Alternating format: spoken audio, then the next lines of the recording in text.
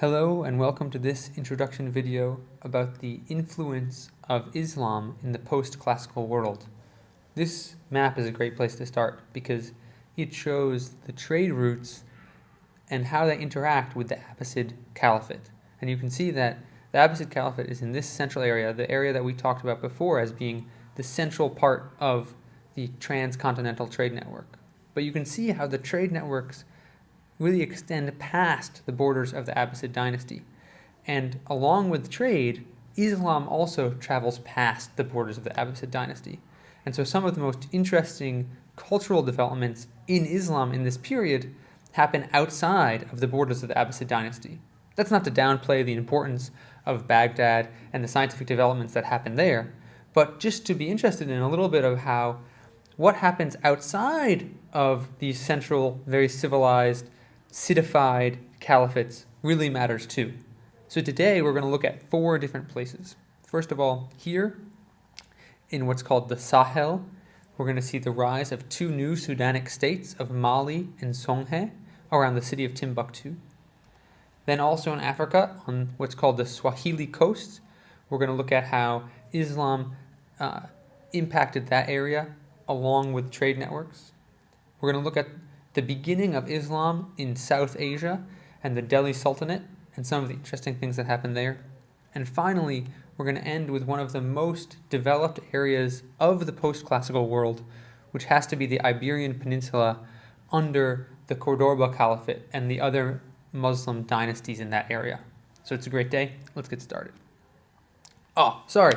I totally forgot that in each of these 4 places, we're going to look at 3 things. We're going to see, obviously, the spread of Islam, but we're also going to see Islam's classical tolerance, and we've been talking about a lot. We've been talking about that a lot during the post-classical period. And finally, we're going to see syncretism. We're going to see cultures interacting with other cultures and producing new kinds of cultural objects that show the influence of the other 2 cultures. Here we go, to Timbuktu. So one of the key areas here is that this area is the Sahel, where the Sahara Desert up here in the north meets these other kinds of biomes in the south. And basically, the camels that are doing the trade here in the Sahara Desert can't cross the Sahel. They can't live in the subtropical areas here. And that means that different states, including Ghana, which we've already studied, and Mali and Songhay, can make money off of being the middleman between the Sahara Desert trade and these sub-Saharan places. And so one of the first things that we see, again, is the influence of Islam and the spread of Islam. It comes on those caravan routes, and wherever you find Islam, you're going to find mosques, which are the places of worship for Muslims. And this is a mosque, a very famous mosque in Timbuktu, and it was created during the Empire of Mali. But I want to look at this not just to see, oh, well, here's a mosque, but also, does this look like the mosques that we've seen other places, like the mosques in the heart of the Abbasid Caliphate? It doesn't look like it to me. In fact, both the construction methods and the styles of this mosque are very distinctly from the Sudan. And so here we see Islamic religion comes to the Sudan, but it's being practiced in a way that lines up with traditional culture of that area. At the same time, you have a huge importation of Islamic culture in Arabic, and especially in Arabic books and Arabic learning and Arabic texts. And so that shows that it's not simply only the religion comes, but the people of Mali are taking whatever they can from the very complicated, very well-developed cultural context of the Muslim world. As with the Sudanic states, Islam also spread to the Swahili coast by trade, in this case, trade over sea. But unlike in the Sudanic states, you don't see a large number of people, a large population of the Swahili coast becoming Muslim. You don't see a lot of conversion to Islam in the area. What you do see are some really big syncretic items. One of the key ones is the language itself. Swahili is Arabic for language of the coast, and normal phrases like habari za asabuhi, which means, I'm pretty sure, good morning, or technically news of the morning, Both Swahili, Habari, and Asabuhi are loan words from Arabic. But most of the language of Swahili, it's a Bantu formed language. So the grammar is Bantu and most of the vocabulary is Bantu. So the language Swahili itself is an example of cultural interaction and syncretism. Furthermore, you see a lot of trade in this area. So you see that this is an Abbasid coin, which is being traded in the Swahili coast.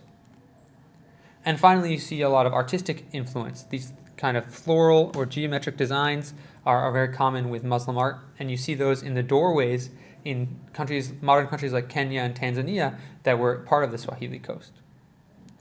But you also see tolerance, just as in the Sudanic states.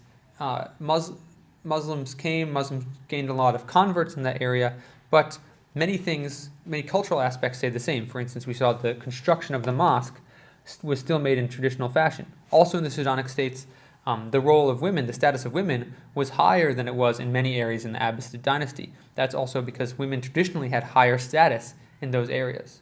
And similarly, in the Swahili coast, in this case, many people did not convert to Islam, and many traditional cultural values maintained themselves even while Muslim traders dominated the economic connections of the area. That's somewhat similar to what happens in South Asia, in the Delhi Sultanate. The Delhi Sultanate and Islam in South Asia is a confusing, complicated, and huge topic that I could have lots of videos, many books have been written on there. So this map is really not that explanatory, but for our purposes, the important thing is that under both the Umayyad and the Abbasid caliphates, various Muslim leaders of armies conquered different areas, different sizes of territory within South Asia, and ruled empires as Muslims.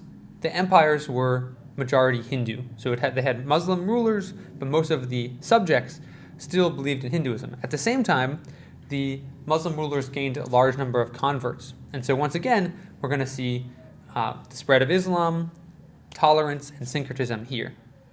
So for evidence for the spread of Islam, once again, we see coins. These ones I think are minted by the Delhi Sultanate, with Arabic writing and Arabic characters written on them, clear evidence of the spread of Islam and the connection of the spread of Islam to trade. And you also see the construction of mosques, as we saw in the Sudanic states. And in this case, you can see that some of the mosque construction seems to have clearly Muslim forms. This arch is a classic Muslim form. But actually, the construction methods here are mostly indigenous. So compared to Mali, this looks much more like classic Umayyad or Abbasid architecture.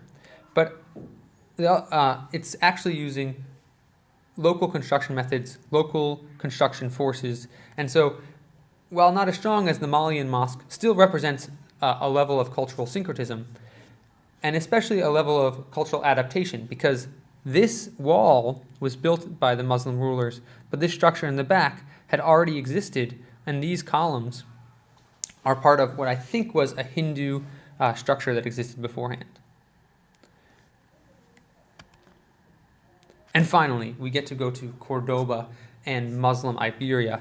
And it's just incredible to think about this kingdom as being part of Europe during the post-classical period. We haven't talked much about Europe in this time yet, but it was like night and day. Crossing this red line would have been like night and day. This area is called, this is the Caliphate of Cordoba. Sometimes it's called Al-Andalus, as the whole Muslim Iberia could be called that. But this was an area of civilization, of large cities, of knowledge, of learning, of tolerance, while Europe was basically not. And especially the centers of learning, like the library in Cordoba, which is here, had perhaps as many as 400,000 books, when the largest libraries in Europe had some thousands. So the difference in learning is incredible. And that resulted in the construction of beautiful buildings like this, the mosque in Cordoba. And we may have mentioned this in class, but here you have, again, wait for it, syncretism and the combination of various styles to make this mosque. So these structures, these arches here, are very Byzantine, like the Byzantine Empire of Rome in their construction, although they obviously take them to a new level. Whereas these pillars are actually recovered from Roman structures, and those are combined together in a completely new, much larger structure that really explains or displays the power and might of the Caliphate of Cordoba. This is a view of the same building from the air, and you can once again just see the glory of this, but you can also see how it's combined with other European medieval styles, like these flying buttresses on this church in the middle.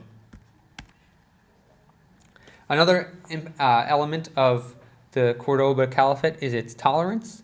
So this is a contemporary pamphlet, contemporary book that shows, if you look up here, you can see that this is Hebrew, and this shows a Jewish sermon, I believe, during the Cordoban Caliphate. So that Cordoba itself and the Caliphate in general was a center for scholarship that welcomed members of all, well, not all, members of many different religions. We're talking about the dhimmi, or the people of the book.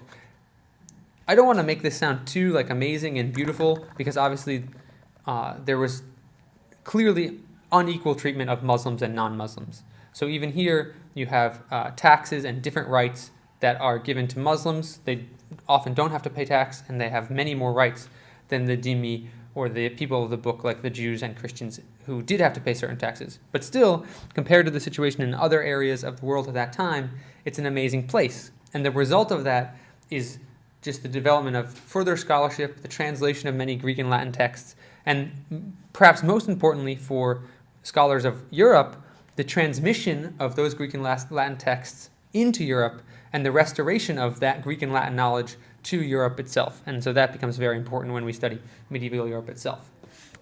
So hopefully this video has given you a basic idea of how the Abbasid Caliphate, or Islam during the Abbasid Caliphate, had an impact far beyond the political borders of the Caliphate itself. And I look forward to continuing these ideas further when we look at China and its influence later on this term. Thank you very much.